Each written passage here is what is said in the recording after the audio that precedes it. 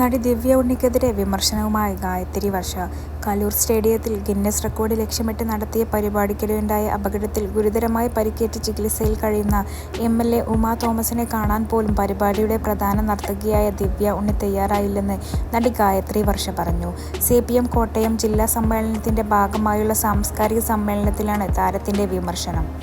ഉമാ തോമസിനെ ഒന്ന് കാണാൻ ദിവ്യ ഉണ്ണി തയ്യാറായില്ല. സംഭവം ഉണ്ടായതിൽ ഖേദിക്കുന്നുവെന്ന് പറയാൻ ദിവ്യക്ക് മനസ്സുണ്ടായില്ല. മാധ്യമങ്ങൾ ആദ്യഘട്ടത്തിൽ സംഘാടകരുടെ പേര് മറച്ചുവെച്ചു. കലാപ്രവർത്തനങ്ങൾ കച്ചവട മാധ്യമങ്ങളായി മാറി.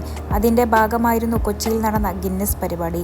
ഇതിനോട് കേരളീയ സമൂഹവും സോഷ്യൽ മീഡിയ സമൂഹവും മൗനം പാലിച്ചു. ദിവ്യ ഉണ്ണിയും കച്ചവട കലാപ്രവർത്തനത്തിന്റെ ഇരയായെന്നും ഗായത്രി വിമർശിച്ചു. ഉമാ തോമസിന് അപകടമുണ്ടായ സംഭവത്തിൽ ഇതുവരെ പ്രതികരിക്കാൻ തയ്യാറാവാത്ത ദിവ്യ ഉണ്ണിക്കെതിരെ സോഷ്യൽ മീഡിയയിൽ ഉൾപ്പെടെ കടുത്ത വിമർശനമാണ് ഉയരുന്നത്. അതിനിടയിലാണ് പ്രതികരണവുമായി ഗായത്രി വർഷയെപ്പോലെ സിനിമാ പ്രവർത്തകർ തന്നെ രംഗത്ത് വന്നത്. ഉമാ തോമസിന് അപകടമുണ്ടായ ശേഷവും പരിപാടി തുടർന്നതിലും നേരത്തെ കടുത്ത വിമർശനം ഉയർന്നിരുന്നു. മാത്രമല്ല, സംഭവത്തിന് പിന്നാലെ ദിവ്യ ഉണ്ണി അമേരിക്കയിലേക്ക് പെട്ടെന്ന് മടങ്ങിയതും ഏറെ പഴികേൽക്കാൻ കാരണമായി. പരിപാടിയിലെ മുഖ്യ നർത്തകി എന്ന നിലയിൽ ദിവ്യ ഉണ്ണിക്കും ഉത്തരവാദിത്വം ഉണ്ടെന്നായിരുന്നു പ്രധാനമായും ഉയർന്ന വാദം.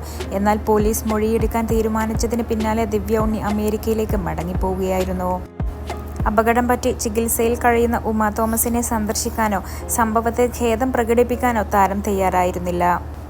അതിനിടെ പരിപാടിക്ക് വേണ്ടി ദിവ്യ ഉണ്ണി 5 ലക്ഷം രൂപ കൈപ്പറ്റിയെന്നാണ് ഏറ്റവും ഒടുവിൽ ലഭ്യമായ വിവരം.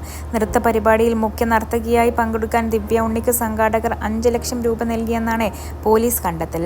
പരിപാടിയുടെ സാമ്പത്തിക തട്ടിപ്പുമായി ബന്ധപ്പെട്ട് സംഘാടകരുടെ അക്കൗണ്ട് പോലീസ് പരിശോധിച്ചിരുന്നു.